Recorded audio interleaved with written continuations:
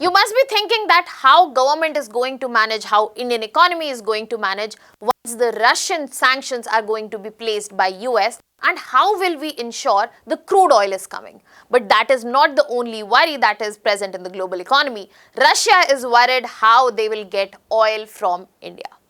We are exporting crude oil from Russia, but Russia needs us for petrol. Puzzled? Let us solve that. Hello everyone, welcome to Vajiram and Ravi's Flash News. My name is Shubhangi Singh, and in today's session we are going to understand how come when we are looking at crude oil export, where we are dependent at 88%, and in that percentage, as of now, we are getting 50% from Russia, which is an oil giant in itself. Why Russia needs petrol to come from us? So let us break this down, starting with understanding the present situation right in front of us. So when we are looking at Russia, Russia happens to be one of the biggest crude oil producers as well as exporters. But since 2022, the Russia-Ukraine war broke out. Their supply has been restricted because of sanctions. There are limited buyers which are present for Russia, and that is why they are giving discounted crude oil. And that is why India is up in the line. As of now, when we are looking at the present stats, almost 50% of crude oil is coming from Russia. But recently, Russia has started to import petrol from India. Now the question here is big why. We are getting crude oil, they are taking petrol, then how it is working out.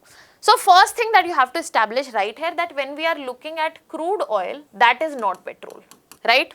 Second, when we are talking about production of crude oil, that is something very different from refining. And I think based on these two facts that we have just established, we will be able to understand this situation way better. Now let us go into the story that if Russia is such a big exporter, why were they not refining? They were refining.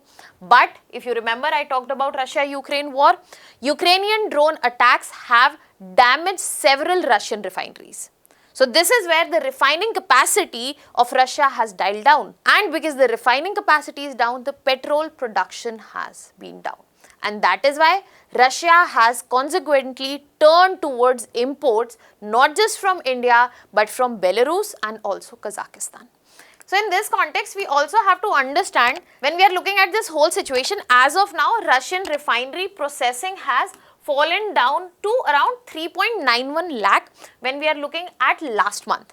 But when we are talking about these months, we have to bring into context that the summer demand is high and lower refinery output has led to shortages and rationing.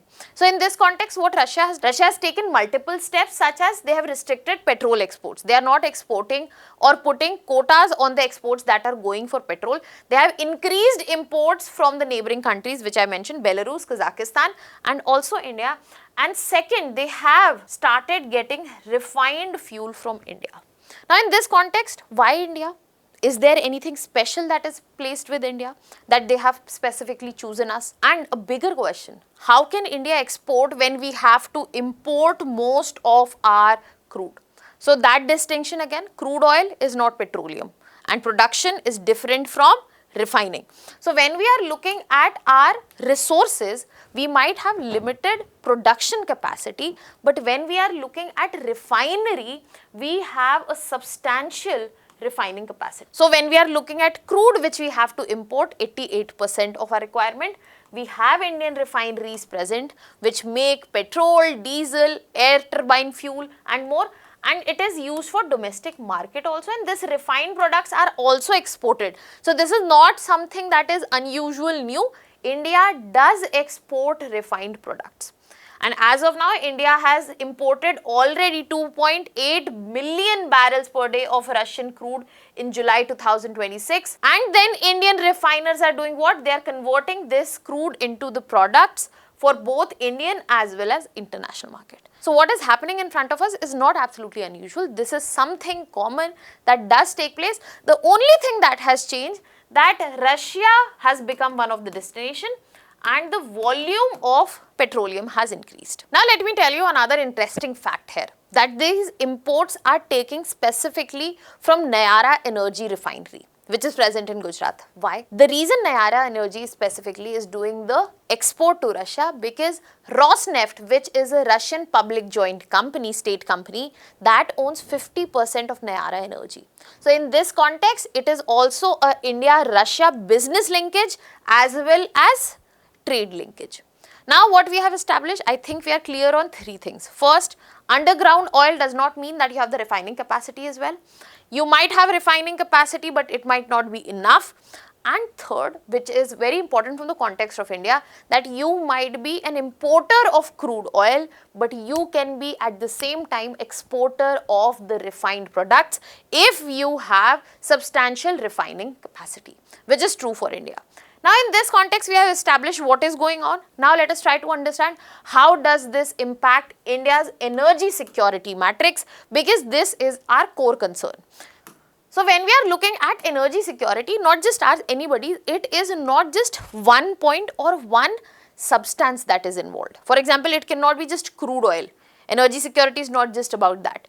It is also about the process of it. For example, the resources. So resources does include crude oil, natural gas, solar power, then how that is supplied, shipping, refining, storage and distribution. So here what we are looking at, that when we are looking at this supply chain, if we want to say we are secure in terms of energy, we have to ensure that whole of this complete supply chain can be facilitated without dependence on foreign entities. Now in this context, it's not that we are weak at all of that. Our strength is not present in terms of resources, but it is present in form of refining, storage and distribution. Because we have large refining capacities, multiple coastal refineries, international shipping connectivity, location, routes available to us, and also petroleum products export capability that we have developed across the years, we are looking at similar energy security matrix that we would have been talking about 6 months back. That we remain dependent in this part of supply chain and to an extent independent and exporting in the second part. Because again, it is not just about one factor, one product, not just crude oil, and then the whole supply chain. And this is what needs to be factored in before talking about energy security. So just because India is exporting petroleum, our energy security scenario has not changed at all. It remains the exact same in nature. That was all from my side. What are your thoughts on this? Let me know in the comment section. I'm leaving you here with the prelims practice question. There are 2 questions again, because this is a very simple topic. I hope you have a fair clarity on this. Let me know the answers to this in the comment section. Thank you so much.